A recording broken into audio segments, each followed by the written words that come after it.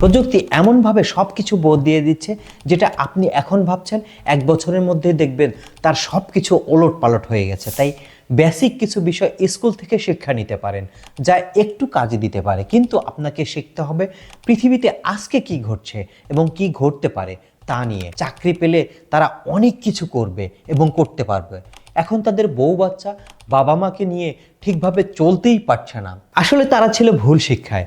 যদি কোনো টেকনিক্যাল বা প্র্যাকটিক্যাল জ্ঞান অর্জন করত তাহলে তারা আজকের এই হা হুতাশে থাকতে হতো না। আপনি যদি এখনও মুখস্থ বিদ্যা নিয়ে থাকেন, আপনি বেকারের মিছিলে যোগ দিচ্ছেন বা চাকরি পেলেও কিভাবে আরও ইনকাম করা যায়, ভালো থাকা যায় সেই লাইনকে লম্বা করছেন।